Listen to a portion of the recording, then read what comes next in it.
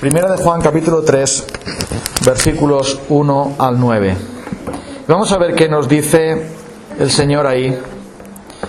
Mirad cuál amor nos ha dado el Padre para que seamos llamados hijos de Dios. Por esto el mundo no nos conoce, porque no le conoció a Él. Amados, ahora somos hijos de Dios, y aún no se ha manifestado lo que hemos de ser. Pero sabemos que cuando Él se manifieste, seremos semejantes a Él, porque le veremos tal como Él es. Y todo aquel que tiene esta esperanza en Él, se purifica a sí mismo, así como Él, como Cristo, es puro. Todo aquel que comete pecado, infringe también la ley, pues el pecado es infracción de la ley. Y sabéis que Él apareció para quitar nuestros pecados, y no hay pecado en Él. Todo aquel que permanece en Él no peca. Todo aquel que peca no le ha visto ni le ha conocido. Hijitos, nadie os engañe. El que hace justicia es justo como Él es justo. El que practica el pecado es del diablo, porque el diablo peca desde el principio. Para esto apareció el Hijo de Dios, para deshacer las obras del diablo. Todo aquel que es nacido de Dios no practica el pecado, porque la simiente de Dios permanece en él, y no puede pecar, porque es nacido de Dios. El otro día fui a la relojería para mandar a arreglar el reloj de mi esposa, y la dependienta que estaba allí le estaba mostrando unas joyas, unos pendientes, unas cosas, esas cosas que se ponen las mujeres. Bueno, pues estaba mostrándole allí varias joyas, y me fijé que estaba colocando las joyas sobre un tapete negro.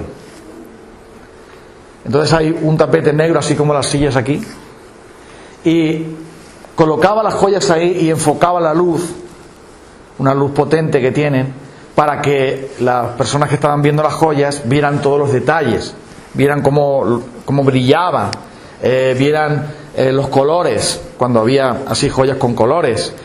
Y entonces esa es la mejor manera de ver algo que es pequeño pero que es hermoso, o algo que tiene que contrastar. Entonces ponían el paño negro y enfocaban la luz, y entonces la joya se veía preciosa. ¿Sabes? La salvación, para nosotros disfrutarla, y para nosotros disfrutar y conocer mejor al Salvador que tenemos, es decir, al Señor Jesucristo, es importante que lo contrastemos, lo pongamos en el tapete negro de nuestro pecado, porque es ahí donde va a brillar aún más el amor de Dios, la gracia de Dios y todo lo que Cristo ha hecho por nosotros. Y por eso, para disfrutar la salvación, para entender la salvación, tenemos que saber de qué nos ha salvado Dios, de qué somos salvos. Porque cuando alguien dice que ha sido salvado, quiere decir que alguien lo ha rescatado de algo. ¿De qué algo? Entonces, la palabra de Dios nos va a decir que hay un tapete muy negro que tenemos cada uno de nosotros, que es el pecado. Cuando el carcelero de Filipos sintió el terremoto, se abrieron las puertas, se cayeron las cadenas de los presos, a consecuencia de las oraciones de Pablo, de los cánticos de Silas también, que estaban allí en Filipos. Aquel hombre, muerto de miedo, acercó la luz al calabozo donde estaba Pablo y le dijo: señores, ¿qué tengo que hacer para ser salvo? Y entonces ellos le dijeron: cree en el Señor Jesucristo y serás salvo, tú y tu casa. ¿Qué fue lo que movió a ese hombre a acercarse con tanto temor y hacer esta pregunta tan importante? ¿Qué tengo que hacer para ser salvo? Ese hombre se daba cuenta de que estaba en tinieblas, de que estaba en perdición, de que estaba en pecado y necesitaba ser salvo.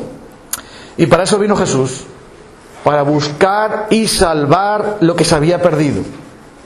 Pero para eso tenemos que entender primero qué es el pecado, cómo funciona el pecado, qué consecuencias tiene el pecado. Tenemos que echar un vistazo a nosotros mismos y que conste que eso no nos va a gustar. Eso no te va a gustar. Porque no estamos aquí para endulzarnos. Estamos aquí para ser honestos con Dios, ¿no? ¿Sí o no? Amén. Entonces, cuando hablamos del pecado, hablamos de nosotros mismos. Y eso es molesto. Pero después, si tienes paciencia, quiero hablarte de la gloria y la hermosura de Cristo. Y ese trago amargo se te pasará.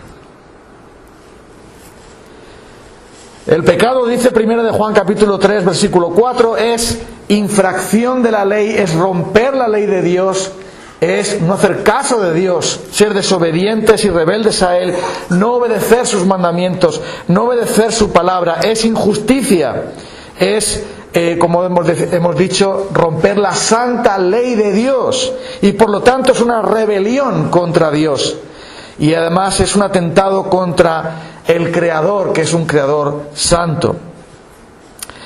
Y el hecho de que muchos de nosotros no entendamos nuestro pecado y no lo veamos tan grande como es porque no estamos visitando al Dios santo.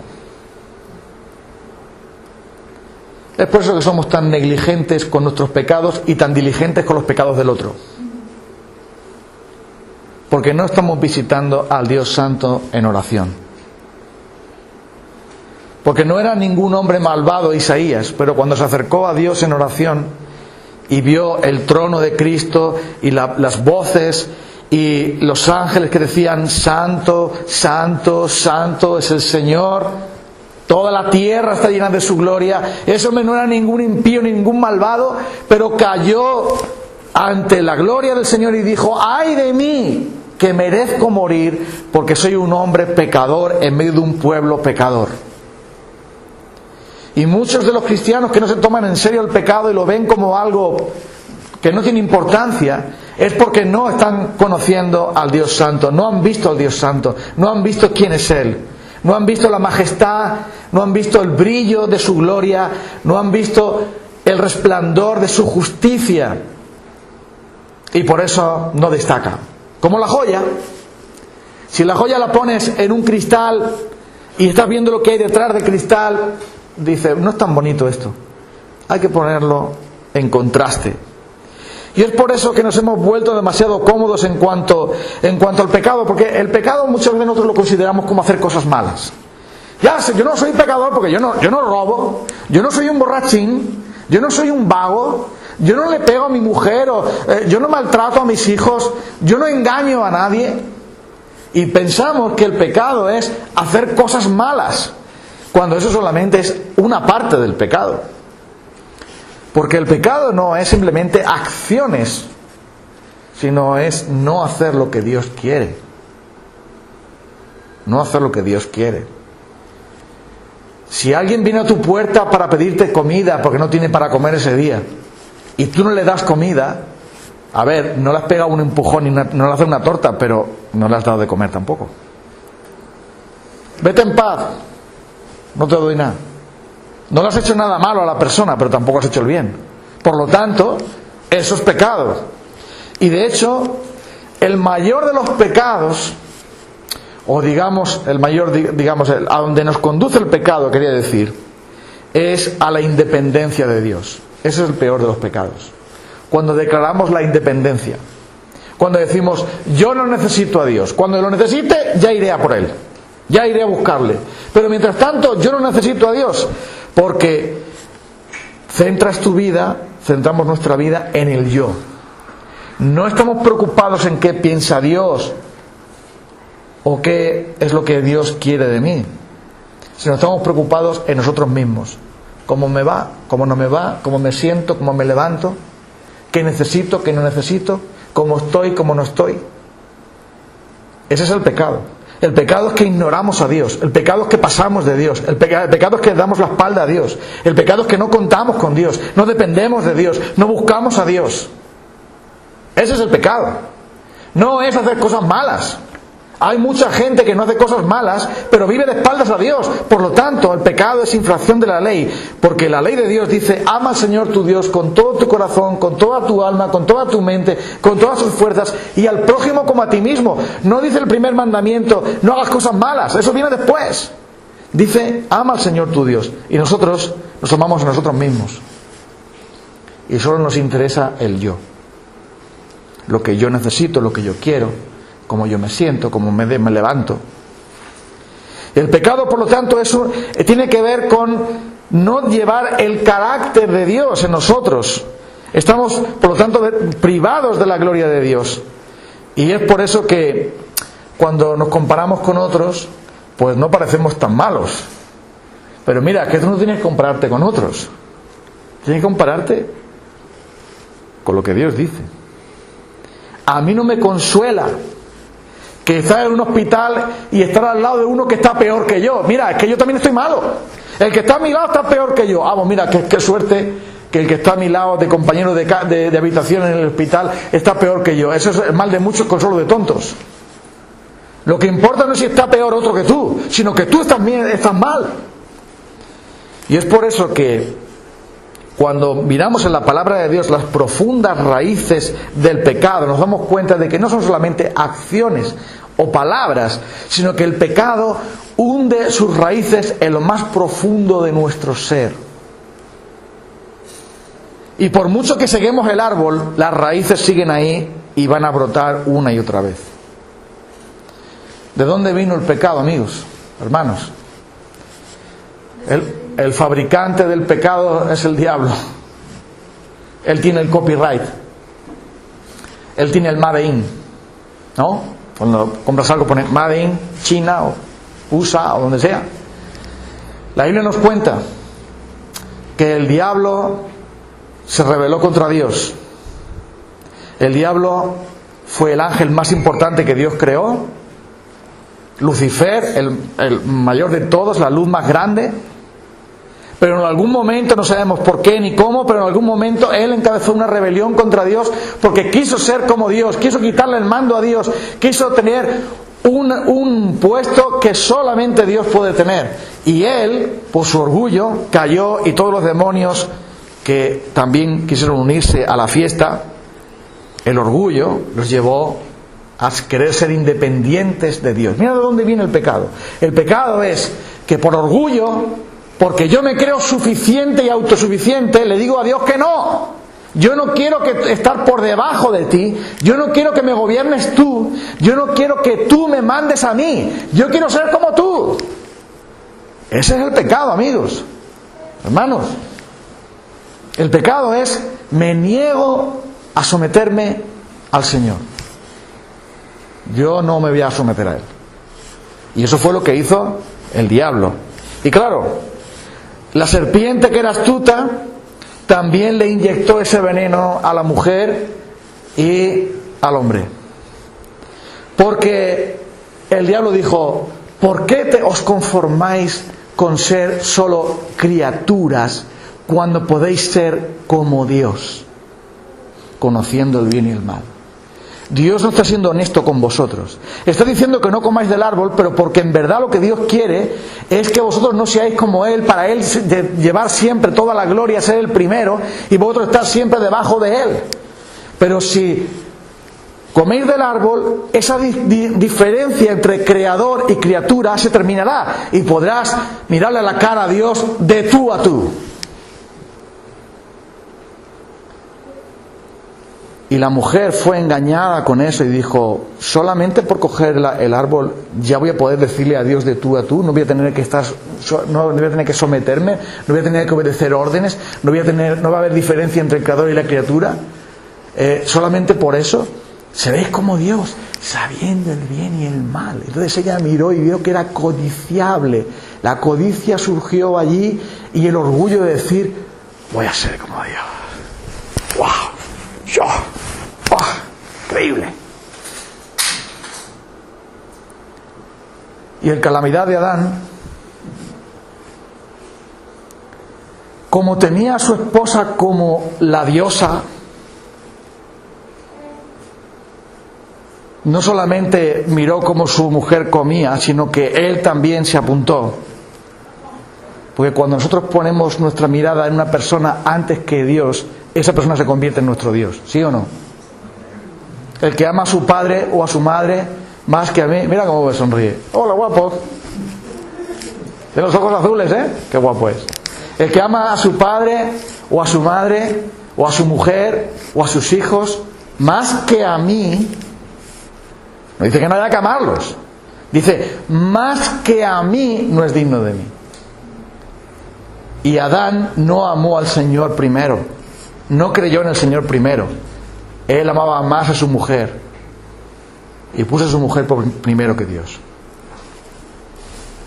Entonces, ¿qué ha pasado con el pecado? Porque has recibido un cargo domiciliado a tu cuenta. ¡Oh! ¿Qué cosa te da cuando miras la libreta del banco, el extracto del banco y de pronto... ¡Oh! ¿Y esto? ¿Y esto?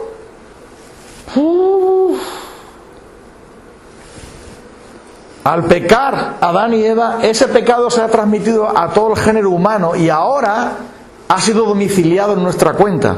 Y ahora hay que pagar esa cuenta.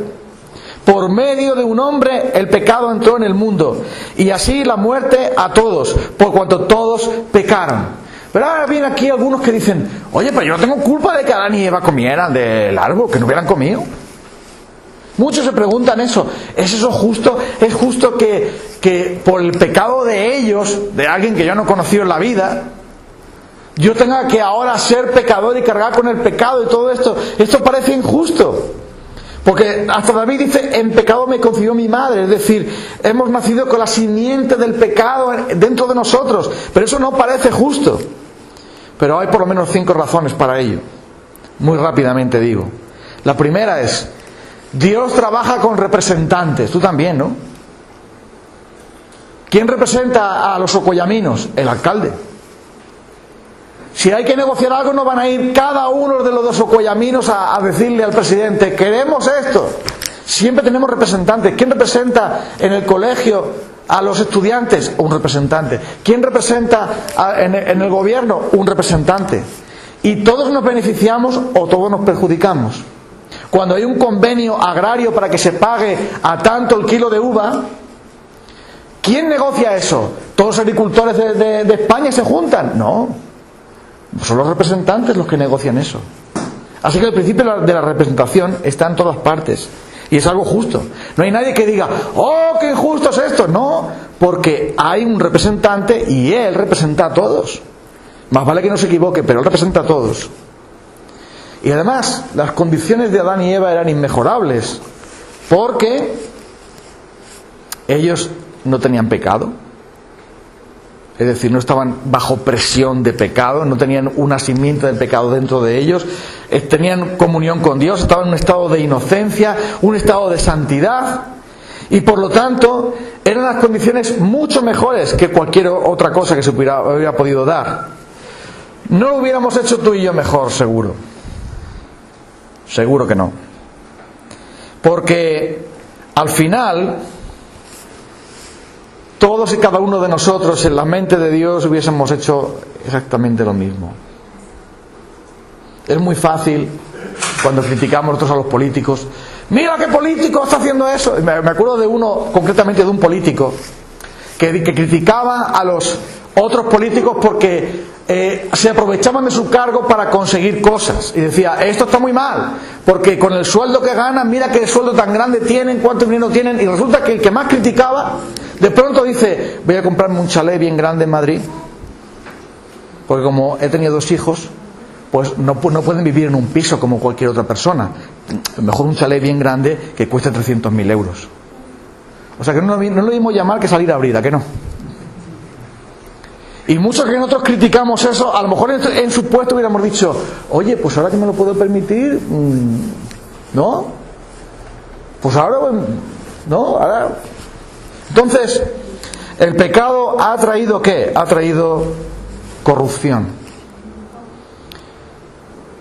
El apóstol Pablo dijo, yo sé que en mí no mora el bien.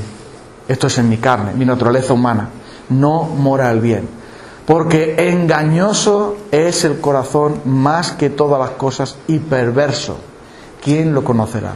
El problema del pecado, uno de ellos, es que el pecado es engañoso. El pecado te vende vino y luego te da vinagre. Y tú dices, me han engañado. ¿Pero qué esperas? En internet te ponen un cartel y dice, cómprate un iPhone por 3 euros. Y hay gente pincha ahí y luego te dan una cosa de plástico y dice, me han engañado. ¿Qué esperabas? ¿Qué esperabas? Y el pecado te dice, todo será muy bueno, vas a disfrutar muchísimo, todo será maravilloso, todo será... Y luego es engañoso y perverso. Engañoso es porque te engaña y perverso porque pervierte. Pervertir quiere decir llamar a lo bueno malo y a lo malo bueno. Eso significa pervertir. Eso es lo que es prevaricar. Y por eso Jeremías dice que nosotros no tenemos remedio. Tanto es así que dice el profeta Jeremías, ¿puede el tigre, el leopardo, quitar las manchas de su piel? ¿Verdad que no? Porque están en su naturaleza. En la piel viene esas manchas que hacen que sea un leopardo. Así también vosotros estáis habituados a hacer lo malo y no podéis hacer el bien. Cuando hablamos de que el pecado produce corrupción, produce depravación, no queremos decir con eso que cada uno hace todo el mal que pudiera, estaría bueno. Porque potencialmente tenemos poder para hacer cosas mucho peores. Si no las hacemos es porque Dios nos sujeta con las riendas.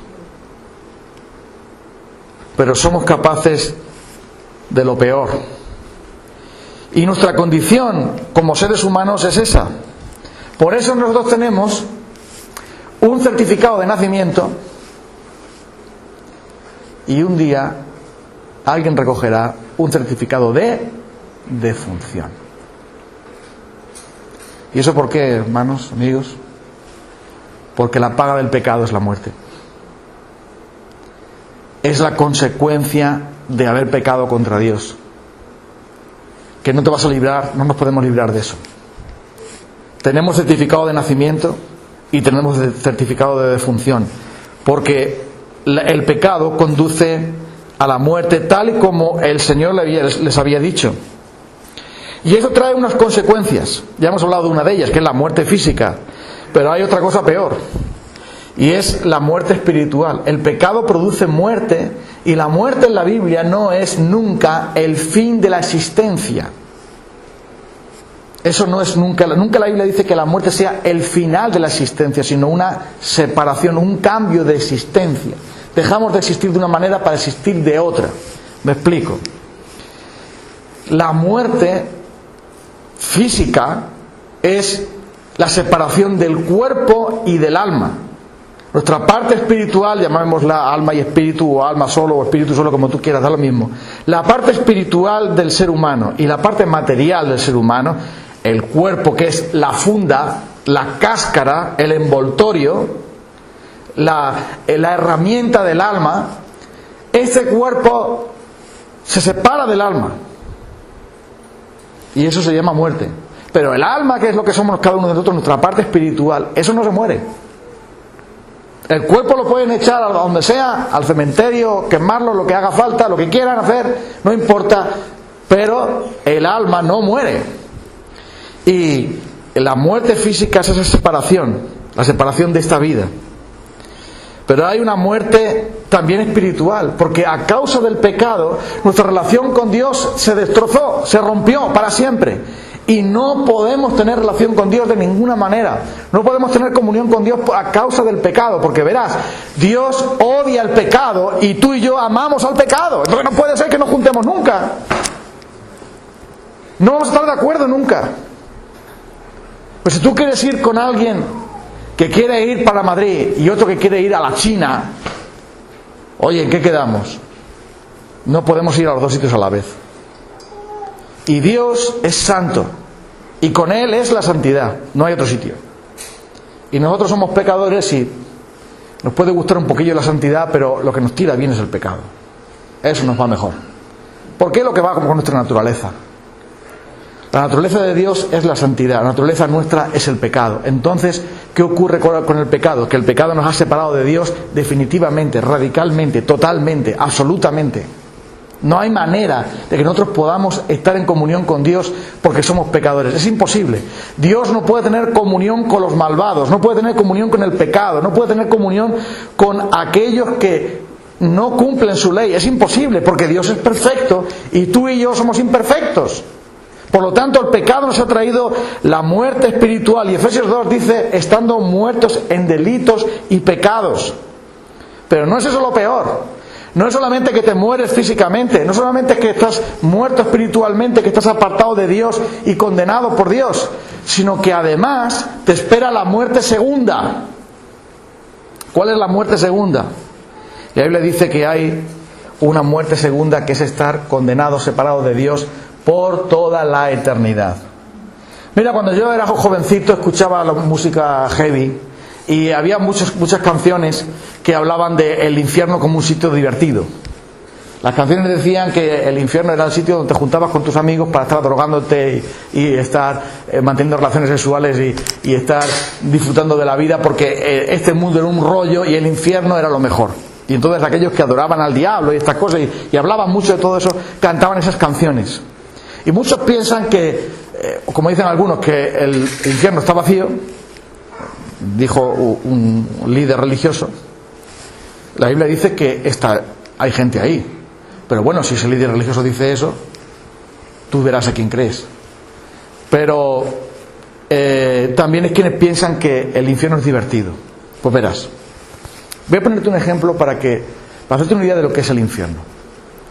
Hay un barrio en los Estados Unidos donde, y seguramente José Enrique me va a entender muy bien, hay un barrio en los Estados Unidos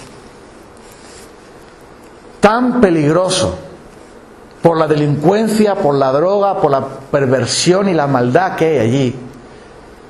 Es en los Estados Unidos, pero también lo hay en Brasil y también lo hay en muchos países del mundo, donde ni siquiera la policía entra. Y la gente que viven allí, viven en sus casas cerrados ahí, con rejas por todas partes, y no sale nadie a ninguna parte. Porque cuando sales a alguna parte, corres el peligro de que te roben, que te maten, que te secuestren o que te hagan cualquier cosa. En algunos países de Latinoamérica no puedes salir a determinada cierta hora del día porque te puede pasar de todo. ¿Sabes lo que es el infierno? El infierno es que todo el poder del pecado, todo el poder de la maldad y de la perversidad humana se va a soltar por completo. Y Dios, que es todo lo bueno, no estará ahí para frenarlo. Es como estar enfermo y que no haya medicina y no te puedas morir. Eso es el infierno. No habrá amor, no habrá compasión, no habrá misericordia, no habrá gracia, no habrá favores, no habrá nada de eso. Porque el pecado, con todo lo que el diablo trae, eso es todo lo que va a haber. Va a haber todo lo que es el mal multiplicado al infinito para siempre. Eso será el infierno. Porque cuando Dios retire su mano, te dirá, oh, este mundo es un infierno y tal. En este mundo hay muchas cosas muy buenas. En este mundo hay amor, en este mundo hay comida, en este mundo hay compañerismo, en este mundo hay solidaridad. Y aunque sea gente incrédula, y aunque sea gente blasfema, tienen cierto respeto y cierto temor. Pero en el infierno ya no habrá nada de eso. Y entonces el pecado, con todo su poder, y el mal con todo su poder, se consumirá a sí mismo sin poder consumirse. Y será tan horrible que Jesús dice que eso iba a ser como quemarse y no morirse nunca. Tanto era así que en la historia que cuenta Jesús de Lázaro y el rico dice, dile a Lázaro que venga y me moje porque estoy atormentado. El mal poseerá a las personas y las destruirá sin destruirlas siempre. Porque cuando Dios no está, solo queda el mal. En este mundo tú sabes que hay mucha maldad. Y si no hay más maldad es porque Dios la está refrenando. Pero si Dios quitara su mano de nosotros, nos devoraríamos unos a otros. Entonces la muerte espiritual se puede revertir. Si alguien confía en Jesucristo y nace de nuevo. entonces la muerte espiritual se puede revertir. La muerte física también, porque dice el Señor que vamos a resucitar para estar con Él, pero la muerte eterna no se puede revertir. Si alguien no cree en Jesucristo, ya es condenado porque no ha creído en Él. Entonces el infierno es la peor clase de esclavitud y es lo peor que te puede pasar. Ahora bien, y has tenido paciencia hasta llegar aquí, te pido que tengas un poco más de paciencia. ¿Cuál es la cura del pecado? Verás, todos los problemas que tú y yo tenemos vienen por el pecado, de una manera o de otra. ¿Has discutido con tu mujer? El pecado. El tuyo y el de ella, para que nadie se... ¿El jefe te ha tratado mal? El pecado. El pecado del jefe y el pecado tuyo y el pecado del otro y el de más allá. Toda injusticia, toda tristeza, todo mal, toda enfermedad, toda dificultad, de una manera o de otra, por H o por B, por la puerta o por la ventana, directa o indirectamente, de algún modo, siempre viene por el pecado. Porque si no tuviésemos pecado, no tendríamos infelicidad, no tendríamos tristeza, no tendríamos enfermedad, no tendríamos hambre, no tendríamos sed, no tendríamos problemas, no tendríamos discusiones, no tendríamos desastres, no tendríamos nada de lo que tenemos hoy día. Entonces, el problema que nosotros tenemos se llama pecado. No es otra cosa. Nos sentimos insatisfechos siempre. Buscamos que otras personas nos arreglen la vida y no lo pueden hacer. Buscamos que las cosas nos hagan felices y las cosas no nos pueden dar la felicidad. Buscamos el dinero y también nos cansamos de él. Buscamos el placer y al final decimos ya estoy harto. Y así nada en esta vida satisface, porque el pecado nos hace estar siempre insatisfechos. El ojo nunca se cansa de ver, el corazón nunca se cansa de desear y siempre quieres lo que no tienes. Y cuando lo tienes quieres otra cosa que tiene el otro. Nunca te vas a cansar de anhelar y de desear, porque Dios nos creó para Él, y es que hasta que no estamos con Él no estamos satisfechos. Entonces el pecado nos deja siempre sedientos, por mucha agua que bebamos, por mucho vino que bebamos, por mucho lo que quiera que bebamos o comamos, siempre estamos insatisfechos. Piensa por ejemplo en un restaurante, te comes un chuletón que cuesta 10 euros el chuletón, vamos, que el chuletón te lo comes despacio porque dices, madre mía, que son 10 euros. Te comes el chuletón de 10 euros, una botella de vino de 300 euros, o lo que quieras tomar, y el mejor postre del mundo, y te sirve el chef más importante con 5 estrellas Michelin, pero cuando pasen 4 horas todo eso va para el baño y tú vuelves a tener hambre y dices, y llegas ahí y le dices a tu madre, dame un bocadillo de mortadela que tengo un hambre. Pero bueno, si has estado en un restaurante y te has comido, pero siempre tengo hambre, porque Dios nos creó así, con necesidad de Él, y con otros hemos roto la relación con Dios, ya nada funciona.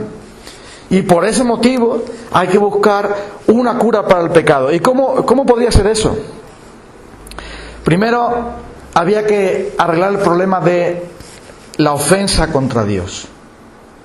Si Dios está enfadado con nosotros y justamente por nuestro pecado, hay que arreglar eso, hay que reconciliarnos con Dios. Para eso era necesario que hubiese una limpieza del pecado, que se pagara el precio del pecado, y para eso era necesario que alguien lo pagase. Bueno, imagínate que tú me prestas el coche, mira que se me ha averiado el coche, préstame tu coche. Sí, hombre, toma. Y yo me despisto por ahí, me subo una acera, me pego un golpe contra el escaparate, otro contra la columna. Bueno, te dejo el coche redondo, pero redondo.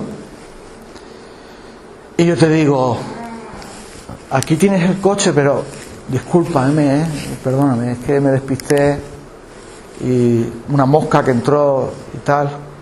Eso no arregla el coche. Decirle, si yo te digo a ti, discúlpame, eso no paga la factura. ¿O sí? Hay un daño que hay que reparar. Y por lo tanto, cuando nosotros hemos pecado contra Dios, hay un daño contra el corazón de Dios y contra el carácter de Dios que es irreparable, a no ser que se cumpla su exigencia. Si la paga del pecado es la muerte, entonces alguien tiene que morir. Y recuerda esto: ¿quién fue el primero en morir en toda la creación? Unos animales que Dios mató para vestir a Adán y Eva. Ellos trataron de cubrirse, se inventaron su propia religión. Eva, que estoy desnudo y me da vergüenza de ti. Y Eva decía, pues yo también, Adán también, estoy avergonzado. Vamos a coger aquí, a cosernos unas hojas, porque nos da vergüenza ya. De nosotros mismos nos avergonzamos porque hemos pecado. El pecado siempre trae vergüenza. Se pusieron las hojas aquellas y dijo el Señor, de eso ni hablar. No podéis quitar vuestra vergüenza y vuestro pecado con un vuestro invento de las hojitas de aquí del huerto. Hay que derramar sangre. Entonces fue el Señor mismo el que mató unos animales, les quitó la piel y los cubrió a ellos para que no estuviesen desnudos. Ese es un símbolo de Cristo. Entonces, ahora, lo que el Señor ha querido hacer a causa de su santidad y a causa también de su amor es que en vez de pagar nosotros, alguien pague por nosotros, como un sustituto. Tú sabes lo que es un sustituto, ¿no? En el equipo alguien se lesiona y tiene que salir a hacer lo mismo que tienes que hacer tú. Como estás lesionado, tú no puedes salir, pero el sustituto sale para hacer exactamente lo mismo. Y oye, si el partido se gana, tú no has hecho nada más que chupar banquillo porque estabas hecho polvo, pero el sustituto lo ganó el partido por ti y también te dan a ti el título, ¿o no? Sí, aunque no haya jugado ni un minuto. Y lo que hizo Jesús fue jugar por nosotros. Él se levantó y aceptó el morir por nosotros, sacrificarse por nosotros. A causa de su amor, el Padre estableció que alguien pudiera pagar por nosotros como un acto de gracia. Y Jesús entonces murió en una cruz y no murió de cualquier otra manera. No murió decapitado, no murió ahorcado, no murió en una cárcel, no murió de viejo. Tuvo que morir en una cruz porque ese era, entre el cielo y la tierra, el signo, el símbolo de la ira de Dios por el pecado. Por el pecado se tiene que derramar sangre y no vale cualquier sangre. Tiene que ser una sangre de alguien inocente, de alguien que haya obedecido la ley, de alguien que haya hecho lo que nosotros no podíamos hacer, de nuestro sustituto. Y por eso era imprescindible que Jesús obedeciera totalmente los mandamientos de Dios. Era imprescindible también que Jesús muriera en la cruz y derramara su sangre para quitar la ira de Dios y para que su obediencia se pusiera en nuestra cuenta. En la domiciliación bancaria te entró el recibo del pecado. Consecuencia, la muerte. Consecuencia, el infierno. Consecuencia, la separación de Dios. Pero ahora en Cristo te ha entrado otra domiciliación, te ha entrado un ingreso. ¿Cuál es el ingreso? La justicia de Cristo, la vida eterna, el perdón de los pecados y la gracia de Dios. ¿Y ahora qué pasa? Que cuando pasa por la libreta, en números rojos, sale el recibo que no vas a poder pagar nunca. Ahora entra un ingreso justo por lo que tú tenías que pagar. ¿Me estoy explicando? Eso es lo que ha pasado. Has recibido un cargo a tu cuenta que te lleva a la ruina directamente, pero a la vez, por la gracia de Dios, has recibido un ingreso a tu cuenta. ¿Un ingreso de quién? De alguien que trabajó mucho para darte a ti ese ingreso. De alguien que trabajó mucho para darte a ti lo que no tenías. Déjame que te cuente una historia sobre esto. Estoy terminando. Enseguida vamos a acabar. Pero para hacerte una idea de esto. Cuando yo iba a casarme, tenía un dinerillo ahorrado. Unos cuantos millones nada más.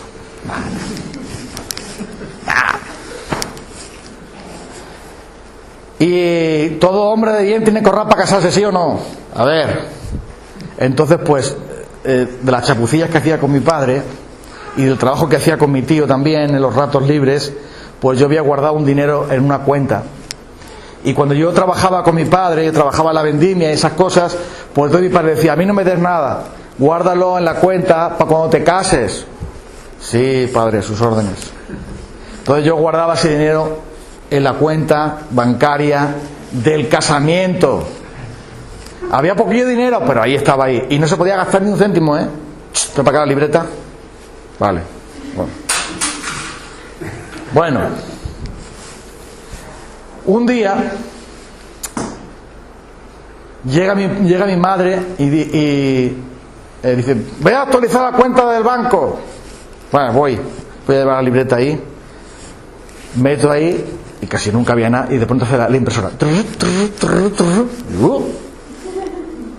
pasa aquí? Saco la libreta, muchacho, 3.000 euros. ¡Ah! ¡Ah! ¿Eso qué es? ¿En mi cuenta? Bueno, el equivalente no, era un poco exagerado, no eran 3.000, eran 2.000. Bueno, da lo mismo.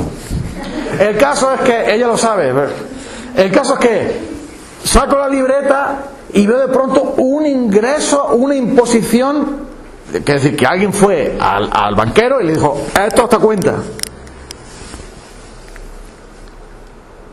¡Un milagro! ¡Milagro! Esto es un milagro aquí. Pero por otra parte digo, oye, ¿y si se ha equivocado el banco y ahora van a buscarme y decir, suéltala para acá las perras que no son tuyas? Me pasó de todo por la mente. Si es el de esto, si es de lo otro, si es lo de más allá. Cuando llego a mi casa, dice mi padre, ¿estás contentillo, no?